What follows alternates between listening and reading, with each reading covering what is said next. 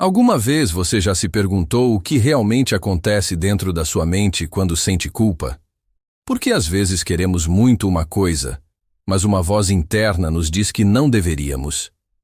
Essas questões nos levam a uma das teorias mais fascinantes da psicologia, a teoria estrutural da mente, proposta por Sigmund Freud. Hoje, vamos mergulhar nas profundezas da psique humana para entender o id, o ego e o superego. Imagine sua mente como um grande oceano. Na superfície, vemos as ondas, nossos pensamentos e ações conscientes. Mas abaixo, nas profundezas, existe um mundo vasto e misterioso. É nesse mundo submerso que Freud situa as três estruturas fundamentais da nossa personalidade. Vamos começar pela parte mais primitiva e instintiva, o id. O id é puro impulso, a fonte de toda a nossa energia psíquica. Ele vive no inconsciente e opera com base no princípio do prazer. Isso significa que o id quer satisfação imediata para todas as suas vontades, desejos e necessidades. Quando você sente uma fome súbita, uma sede intensa ou um desejo ardente, é o seu id falando. Ele não conhece regras, não tem moral e não se importa com a realidade ou com as consequências. É como uma criança recém-nascida que chora até ter suas necessidades atendidas, sem pensar se é o momento certo ou não. O id é a força motriz, a energia bruta que nos impulsiona. Agora, se fôssemos guiados apenas pelo id, a vida em sociedade seria impossível. É aqui que entra a segunda estrutura, o ego. O ego se desenvolve a partir do id, e sua principal função é mediar as vontades primitivas do id com as demandas do mundo real. O ego opera com base no princípio da realidade. Ele entende que nem sempre podemos ter o que queremos, na hora que queremos. O ego é o executivo da nossa personalidade, a parte que toma as decisões. Ele busca maneiras realistas e socialmente aceitáveis de satisfazer os desejos do id, adiando a gratificação para um momento mais apropriado. Pense no ego como um cavaleiro habilidoso tentando controlar um cavalo selvagem e poderoso, que seria o id. O cavaleiro precisa usar as rédeas para guiar o cavalo, considerando o terreno e os obstáculos do caminho. O ego é a nossa razão, o nosso senso de eu, a parte de nós que planeja, resolve problemas e negocia com a realidade. Ele nos ajuda a navegar pelo mundo de forma eficaz, equilibrando nossos desejos internos com as limitações externas. Mas a história não termina aí. Conforme crescemos e interagimos com nossos pais, professores e com a sociedade, desenvolvemos a terceira e última estrutura, o superego. O superego é a nossa bússola moral interna. Ele representa os ideais, os valores e as normas que internalizamos ao longo da vida. O superego tem duas partes principais: a consciência e o ideal de ego.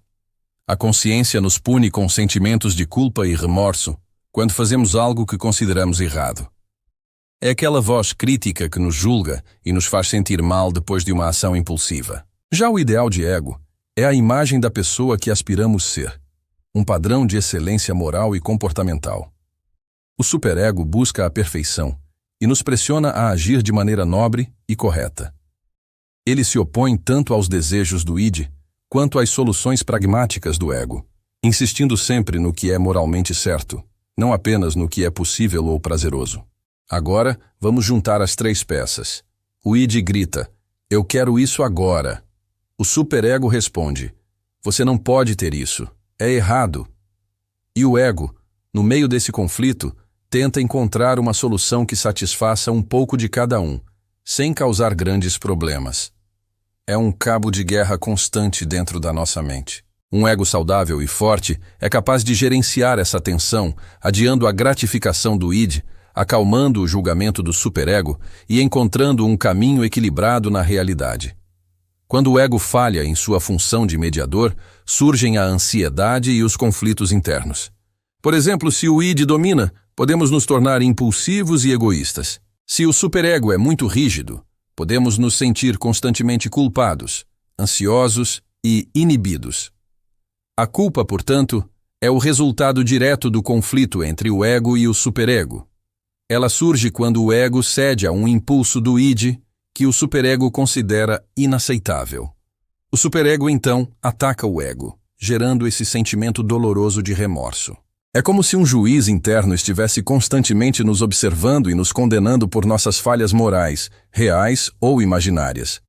Entender essa dinâmica é fundamental, não para eliminar a culpa, mas para compreendê-la. A culpa pode ser um sinalizador importante, nos ajudando a reavaliar nossas ações e a nos alinhar com nossos valores. No entanto, quando excessiva ou paralisante, ela se torna um problema que precisa de atenção.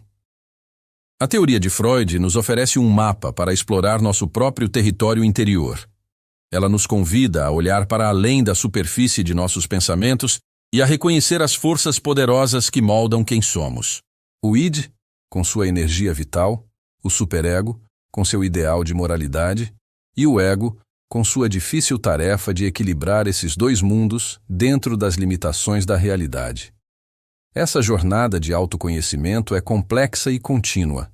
Ao entender esses conceitos, não encontramos respostas simples, mas sim uma nova forma de nos questionarmos. Passamos a perceber que nossas escolhas, nossos conflitos e até mesmo nossos sonhos são o resultado de uma dança intrincada entre impulso, realidade e moral. Refletir sobre essa estrutura nos ajuda a ter mais compaixão por nós mesmos e pelos outros. Afinal, todos nós carregamos dentro de nós esse eterno debate entre o que queremos, o que podemos e o que deveríamos fazer. A psicanálise nos ensina que o objetivo não é silenciar o id ou destruir o superego, mas sim fortalecer o ego, para que ele possa ser um mediador mais sábio e resiliente. Espero que esta exploração tenha trazido um pouco de clareza sobre as forças que atuam dentro da sua mente. Se você se interessa por psicologia e autoconhecimento e quer continuar essa jornada conosco, inscreva-se no canal. Deixe seu like se este conteúdo foi útil para você. Obrigado por assistir.